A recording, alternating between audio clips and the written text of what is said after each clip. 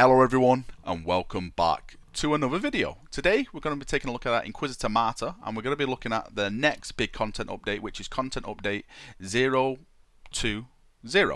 So there's a lot of brand new things added in this patch, a lot of awesome content in my opinion, and what I'm going to be doing, I'm going to be breaking it down, I'm going to be looking at it in detail, and I'm going to be explaining it in detail as well. So let's get started and let's jump in with one of the best things I think that's been added into this patch, which is the tarot card system. So let's jump in and let's see what it's all about. So with the new update, we've had a new feature added called Uther's Tarot.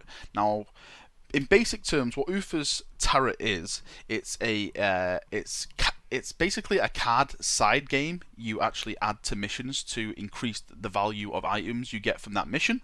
So if you're someone who loves loot but you hate grinding loot, such as me, I really do hate grinding for loot, this system has been put in place to help you achieve the best loot in game without that grinding, but there is a condition. Certain cards actually add certain disadvantages. So for example, I've put one major card in here and I've put two minor cards in here. As you can see, this is the minor card here and this is the minor card here. This is the major card, and down below this is everything I get with these three cards in place. So the condition is I am not permitted to die during this mission. So if I die during this mission, all these bonuses are wiped. So you do have disadvantages when it comes to putting all these cards out. So the effects I get is plus 25% hit points to all enemies, so I do more damage. Reward, now these are the rewards I get. Increased chance to find main eye neutral implants in the loot box. So if I wanted to go out and I wanted to be looking for these certain items, this is the stack of cards I would take. Increased experience gain, 50% grants a rare item. Increased chance to find more rare items in the loot box. So if it's a spoils of war, which the type is, and you go around and you actually open these boxes, I've got an increased chance to finding rare items in those loot boxes. Grants a rare item plus 2,000 credits. Increased chance to find more rare items in the loot boxes. Now with this system, you can randomly do cards. As you can see now, I've changed the card setup. So I've got the execution card, I've got the hourglass card, and I've got the bloodshed card.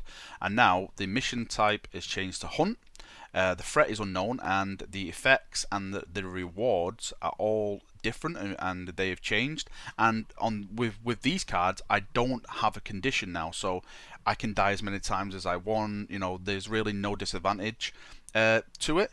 But you normally find with the cards without conditions, you don't normally get the best type of gear. The best type of gear actually comes from the cards with the most risk. Who would have thought?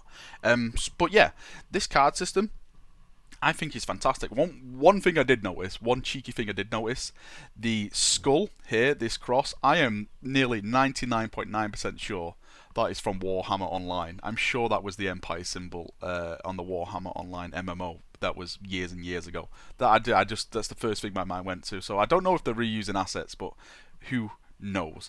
But yeah, all in all, really liking this card system they have in game. It's really going to change the dynamic of when you come to play games with either with yourself or with friends.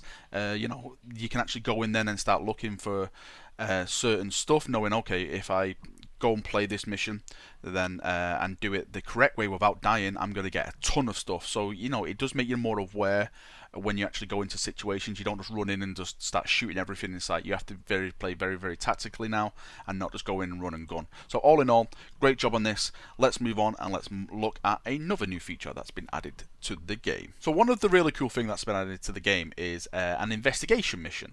Now what an investigation mission is, it's basically, it adds another level of story to the game where you can go in and the mission you're playing actually just means a little bit more. Now firstly, let me say that this is not related to the actual story itself. So the actual story is not related to these investigation missions at all. These are basically just there just to add a little bit more flavour to the game, a little bit more fun and stuff like that. As you'll see in a minute, I'll go in and I'll select some stuff and I'll explain it a bit more. But one of the really cool things about this is that this is where the radical and the Puritan system is going to start to come in. So you can actually go in and change the way that you as an Inquisitor are more of a radical and Puritan. It's not really implemented in yet, but this is where it's going to be started coming from, the actual investigation mission. So if you go in and you start using obviously chaos kind of methods or Xenos type of methods to complete your investigations, then it looks like you'll be going down the radical path. Or if you're, you only trust the Emperor as your weapon, then you, sir, are a Puritan. There's a lot more on the Puritan radical system on wiki pages and stuff like that. You don't need me ranting on about it. But let's jump in and let's look at what we can do. So over here you can see the starting investigation. Over here we have some nice text about it. So it says, Inquisitor Balrak, a large shipment of tainted hallucinogens and inclusion equipment have captured on this world is a clear evidence of unsanctified mind-altering rituals. Oh, that sounds fun. This may indicate that chaos cultists are getting a foothold on the planet. Locate and excise the cancer of granted heresy if you happen to observe any.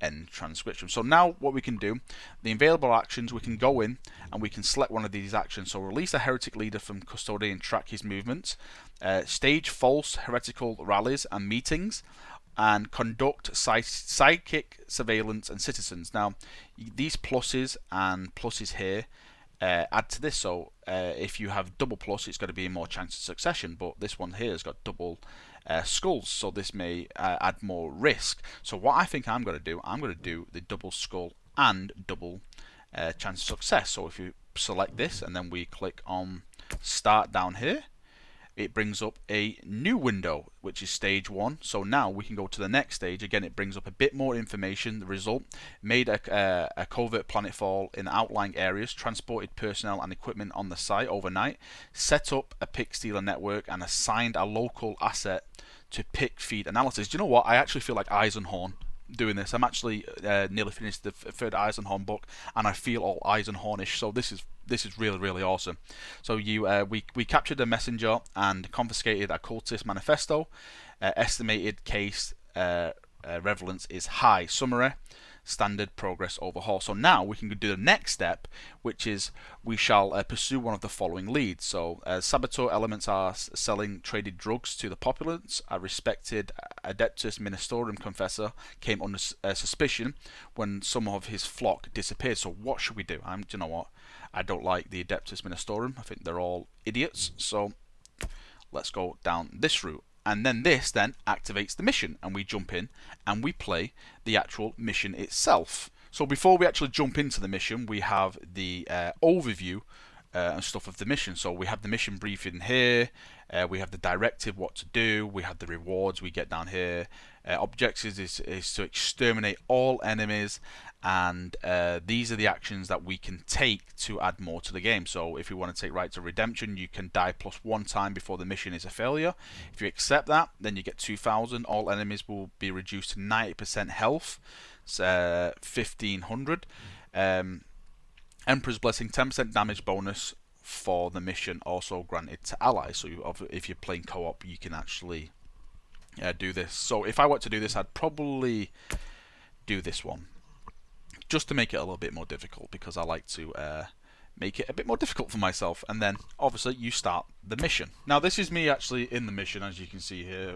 It's the environment. I noticed there's like some cultist markings around and stuff like that. You can see at the bottom right my allowed deaths I'm allowed on this mission, why I go around and purge it. If I lose all my lives, so if I lose 4 lives, basically the investigation mission is a failure. So it's make sure I don't die doing that. All in all, I think the investigation missions are really, really welcomed. I'm actually really enjoying it. Anything that adds a bit more lore to the game, a bit more way to give you more attachment to the missions, is welcomed in my opinion. I really hate games which just throw you in and just say, okay, go here and kill this, and that's it, because you don't really feel attached. And games like this, which is all about story and stuff like that, you need these type of missions to keep you attached to the actual gameplay itself. There's something where I just don't favour going in and just killing stuff just to kill stuff, just to get weapons. After a while it becomes a bit tedious and boring. So hopefully these missions will keep me attached to the game more longer than I usually would do, and hopefully open up new doors and new paths for my character to journey down and turn into. So all in all, very, very happy. Let's move on to the next subject. Now they've also updated the actual command bridge as well. So as you see here, we have an actual crafting table now, and over here we have something called the Inquisitor setup, which I'll explain a little later on. But first, let's take a look at the crafting area. So this is the crafting area. Basically, this is where you can come break down items you have, and if you go over to the crafting area here, once you break down them items, you can actually start crafting stuff. So for example, if I wanted this auto pistol, I would have to start looking. Well, I would break down items and get these items, and then I could start to craft them. As you can see at the moment, I haven't really got that many items, as my character got reset because with the new update and stuff like that. So I'll have to jump in and play a bit more, and hopefully I can return to the actual crafting area and give a bit more in depth and how it all works and some of the items I can craft. But all in all, I really think this is a fantastic thing to do, because crafting in any game adds another level to it, in my opinion. It adds more playtime. You can spend more time actually crafting gear that you'd want, instead of just actually going into missions thinking, oh, hopefully I get this gun, where you can, you know, go in, get items, break them down and make that gun yourself. So all in all, I think the crafting is very, very welcomed. For someone who is a huge crafter when it comes to MMOs, I'm so excited by this. As you can see here, we have different levels of armor at the moment. These are just all the green ones. I haven't unlocked anything here. I'm hoping and wonder if you can actually get these from actual drops. So the higher level of crafting you get, you have to get the actual recipes from the actual mobs in game or something like that. I think that might be a good way of balancing the gameplay and the crafting. So you actually have to go and find these things in game, so you can actually craft them out of game. I think that might be a pretty cool way of doing it, but hey, that's just me. As you can see here, we've got a ton of weapons, anything from guns to great swords, everything like that. So it does have a huge range of items you can craft in the game as of now. And this is the new Inquisitor screen. Now, for people who don't know, the Inquisitor is an item that you equip on your character to give you added stats. But what you can do now, you can actually go in and edit the stuff that's actually in the Inquisitor, so it gives you certain, well, better stuff in game. So for example, if I click on the components here, one of them, I can change this, what we have here now, and I can click on that and change that out. So this restores 50% of your max suppression upon injection.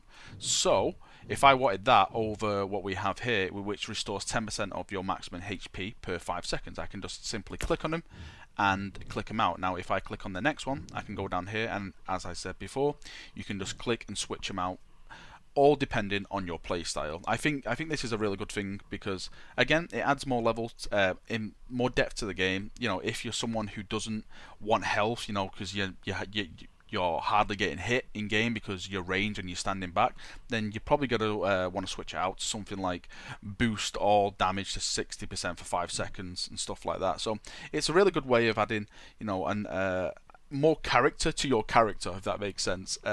So you actually can make the class that fits you more better. Okay, so what I'm going to do now, I'll have some gameplay in the background. I'm just going to go over some of the other fixes and some of the smaller things that got added into the game, which I didn't feel were worth showing off in a nice little segment that I did for the other stuff. So firstly, I just want to speak about the actual game itself and where it's at. A lot of people will know that when the game first came out, it was very, very buggy. There was a lot of crashes, there was a lot of FPS issues. Now, as the updates go on, I'm seeing a huge improvement. Like, I used to get around 20 FPS playing this game, and now I'm up to, I think, around 50 FPS on average playing the game, which, again, is, for me, is a huge improvement, especially with the rig I've got. I do have a 980 Ti, so I was expecting this game to be really, really good straight off the bat, but obviously it's an alpha. You know, I shouldn't really go into an alpha hoping for the best, but the developers have pulled their finger out. They've took the issues on board, they've worked with the issues, and they've more or less resolved them. You know, I wouldn't think that this game would be where it is.